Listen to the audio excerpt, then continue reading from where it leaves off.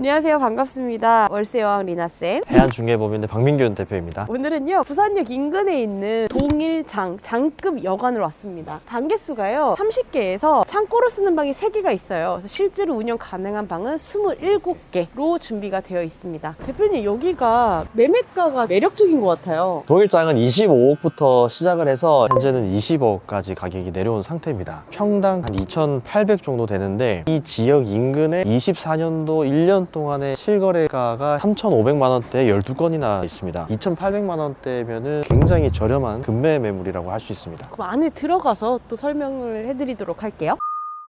여기 입구를 보니까요, 그 옛날에 굉장히 잘 나갔던 여관인 것 같아요. 로비처럼 크고 넓게 되어 있잖아요. 여기 안내실도 있지만 공간이 넓기 때문에 활용도가 굉장히 높을 것 같아요. 대표님, 근데 저기 안쪽에는 내실이라고 써 있는데 현재 이제 소유주분께서 거주하시면서 운영을 하고 계신 상태라서 운영하실 계획이 없는 분들은 객실로 활용을 하시면서 27개에서 한 2-3개 정도 더 늘릴 수 있는 공간이 있다라고 보시면 될 것 같습니다. 여기는 되게 큰 방으로 해서 만들 수 있겠네요. 가능합니다. 평수가 20평 정도고 주방 시설도 다 갖추어져 있기 때문에 4인에서 6인까지 다인실로 활용하기에는 괜찮을 것 같습니다. 부산역 인근은요, 비즈니스 고객들도 상당히 많습니다. 따라서 이 공간을 조식존으로 만드는 거예요. 토스트에 우유 한 잔, 커피 한 잔. 요즘은요, 삶은 계란을 주는 곳도 있대요. 거기에 한강라면. 안 그래도 제가 또 아는 모텔에서는 한강라면 기계를 놓고 나서 매출이 굉장히 많이 올랐다는 곳도 있어요. 임대 매물 중에서는 권리금 안에 한강라면 기계가 들어가 있는 모텔이 요즘 많아지고 있습니다.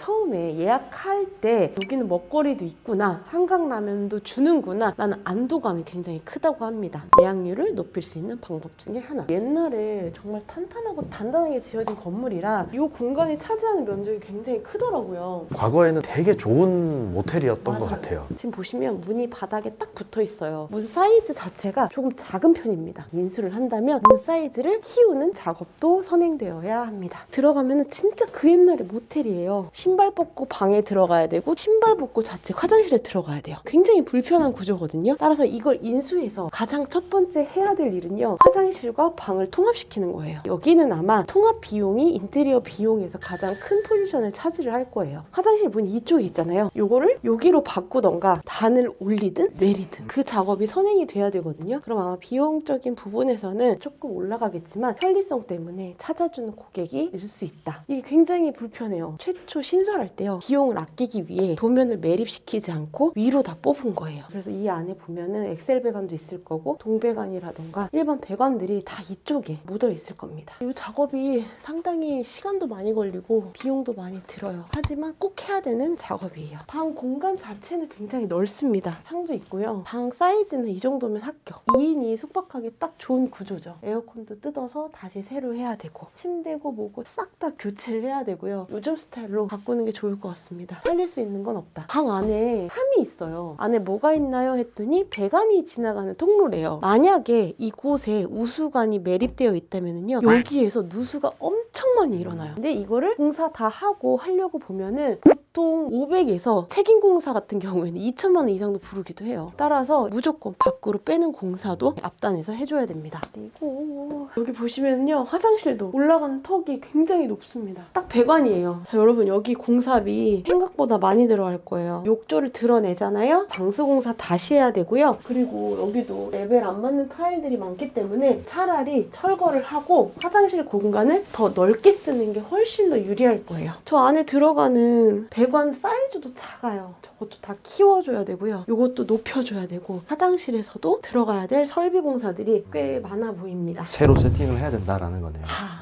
복도폭이 굉장히 넓고 사이즈가 넉넉하잖아요. 차라리 위에는 뚫어놓고요, 이 정도 공간을 싹 다 막아서 한 3분의 1 정도의 확장되게끔? 신발을 벗고 현관으로 사용할 수 있게 방들의 사이즈나 규모를 더 키워주는 거예요. 이 문은 아예 그냥 탈거를 해도 되고 붙여놔도 되고 여기에서 현관의 기능을 하고 들어가서 여기서부터 방이 시작되는, 그렇게 해서 만들다면 훨씬 더 이득이 되지 않을까. 이게 다 복도가 넓기 때문에 가능한 일이에요. 대충 체감상으로 봐도 한 1m 50 네, 1m 50. 90에서 100cm 이상만 만들어 놓고 방을 살린다면 훨씬 더 유리하지 않을까. 복도는 넓은 게 무조건 좋은 거 아닌가요? 인테리어를 많이 하는 분들과 대화를 해보니까 80cm만 넘어가면은 복도의 기능을 충분히 수행할 수 있다라고 해서 60에서 한 70cm 정도는 조금 더 줄어들어도 충분한 기능을 할 수 있다. 분위기만 좀 잘 만들면 아늑한 느낌을 받을 수 있고요. 조금 넓어 보이는 효과까지 낼 수는 있습니다. 지금 2층, 3층, 4층은 똑같은 구조로 되어 있죠? 2층과 이제 3층은 똑같은 구조고 4층은 조금 작은 방이 하나 더 있어서 2층에 방 8개, 3층에 8개, 4층에 9개로 이제 구성이 되어 있습니다. 이거 놓고도 볼게요. 여기도 방 사이즈가 꽤 넓어요. 아까 나침반으로 보니까 남향, 서향, 동향이 받는 면적들이 굉장히 넓었어요. 그래서 해가 잘 드는 그런 모텔이다. 모든 객실이 뽀송뽀송하다. 여기도 아까 저기랑 비슷하고요. 위에 몰딩도 옛날 거라서 두껍고 촌스러워요. 다 탈거해서 마이너스 몰딩이나 얇은 몰딩으로 처리를 하면 요즘 분위기로 해서 연출이 가능합니다. 화장실도 또 가볼까요? 여기도 앞전에 봤던 방이랑 사이즈가 비슷합니다. 하나 다른 점은요. 바닥의 깊이가 훨씬 더 깊어 보이는 거예요. 전방은 바닥 타일을 덧방 쳤거든요. 근데 여기는 덧방이 안 들어간 방이에요. 그렇다는 거는 저 방은 누수가 있었을 가능성이 크고 이 방은 누수가 적었을 가능성이 큰 화장실입니다. 3층은 현재 만실이어서 볼 수 있는 방이 없고요. 4층으로 올라가 볼게요. 구조가 조금 다른 것 같아요. 네, 달라요. 여기는요, 1, 2, 3, 4층으로 구성이 되어 있잖아요. 지하 주차장이 이미 만들어져 있어서 주차가 5대까지 가능하거든요. 방 하나를 아예 다 포기를 하고 이쪽 공간이나 이쪽 공간에 지하부터 지상까지 엘베를 만든다면 훨씬 더 고수익을 낼 수 있을 거예요. 지금 여기가 현재 운영되는 구조하고 수익이 어느 정도 되나요? 내부를 보셨던 것처럼 엄청 좋은 상태는 아니다 보니까 일박 계획은 많이 없는 상황입니다. 현재 운영 가능한 27개의 객실 중에서 22개 정도를 월방으로 돌리고 있고 심지어 지금 그 월방은 꽉 차가지고 더 이상 드릴 수 없는 상태까지 왔어요. 월방 시세는 제일 작은 방은 30만 원부터 좀 비싼 방은 40만 원까지 평균 한 35만 원 정도의 월방이 꽉 차 있고요. 한 5객실 정도는 혹시 모를 일박 고객을 대비를 해서 대기를 좀 시켜놓은 상황입니다. 그래서 현재 한 달 평균을 내보면은 대략 한 1000에서 1100만 원 사이 가량 현금 매출로 구성이 되어 있습니다. 이 지역 인근에 계시는 뭐 차상위 계층의 정부 지원을 받는 분들도 있고 또 여기는 텍사스 거리 근처에 있기 때문에 러시아나 또는 뭐 외국인 고객도 많이 있고 부산역 인근에 보면 중앙역이 있습니다. 오피스가 많이 모여 있기 때문에 비즈니스를 위해서 방문하신 분들도 좀 저렴하게 오래 있을 수 있는 그런 객실로 구성이 되어 있다 보니까 매출 구조가 월방이 좀 많이 돌아가는 구조입니다. 차상위 계층이라는 분들은요, 나라 지원금을 받는데요, 전입신고를 해야 되고 전입신고 기준에 따라서 금액이 나와요. 하지만 모텔도 전입신고 가능합니다. 월방으로 돌릴 때 정부 지원금을 받는 분들도 가능하다는 점 꼭 기억해 주셨다가 모텔 운영했을 때 좀 더 도움이 되셨으면 좋겠습니다.